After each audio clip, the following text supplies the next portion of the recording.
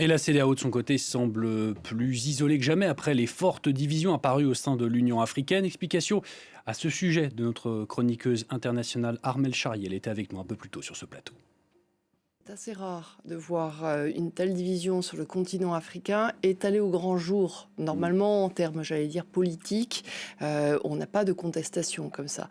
L'Union africaine a pris une décision qui est effectivement de ne pas aller vers un acte guerrier vis-à-vis du Niger. On a su qu'il y avait eu beaucoup de divisions à l'intérieur. Ça montre comment est-ce que les pays africains, chacun pense à sa manière, différemment, et comment quand il faut trouver consensus, et bien là, le consensus n'était pas sur le fait d'aller à la guerre. Et on le voit effectivement là avec la CEDEAO, le Bénin, le Sénégal, la Côte d'Ivoire sont des pays qui craignent évidemment d'avoir des suites de ce qui est en train de se passer au Niger dans leur propre pays, soit parce qu'ils ont déjà du terrorisme, soit parce qu'ils ont effectivement des actes assez mous en ce moment qui montrent que du coup il peut y avoir des contestations et ils ont des positions plus guerrières mais qui ne sont pas reprises effectivement par d'autres et on voit qu'aujourd'hui on a, j'allais dire, une Afrique très divisée finalement. Armelle, l'option diplomatique, elle reste sur la table. On l'a d'ailleurs entendu. C'est celle qui semble d'ailleurs prendre le plus corps. On a l'impression ces dernières heures, en tout cas. Hein. Oui, parce que justement, on est avec des divisions et que on voit, c'est très intéressant, la façon dont réagit le président tchadien, qui va accueillir. Alors, c'est pas le patron de la junte qui vient, mais il va accueillir le Premier ministre.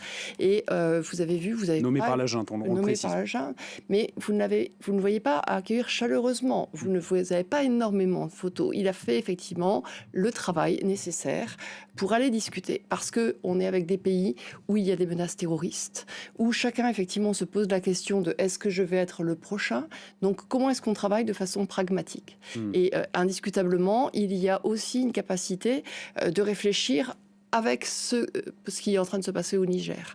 De la même manière, les Américains font preuve du même pragmatisme. Ils ont dit que Anthony Blinken a dit qu'il allait entériner l'ambassadrice américaine qui allait se rendre à Niamey. Elle n'est pas encore arrivée, mais les Américains poursuivent dans ce dialogue. Ils veulent effectivement être présents parce qu'ils disent que c'est le moyen qu'il va y avoir à partir du moment donné où on discute avec ceux qui sont présents au Niger. Ils avaient aussi envoyé un sous-secrétaire d'État par intérim. Ça s'était assez mal passé, mais on voit qu'ils continuent. Ils ont des intérêts militaires, ils ont des intérêts de renseignement. La France n'a pas la même position du tout, mais la France aussi connaît la menace terroriste et les problèmes qu'il y a. Mais on se retrouve aujourd'hui avec tout un langage qu'il faut tenir compte, avec des pays qui veulent être aussi indépendants. Évidemment, toutes les attractions qu'on peut voir vis-à-vis de la position russe aujourd'hui, pas seulement le déni uniquement des Français ou de ce qui est en train de se passer, mais le fait d'être adéquat avec la réalité du terrain.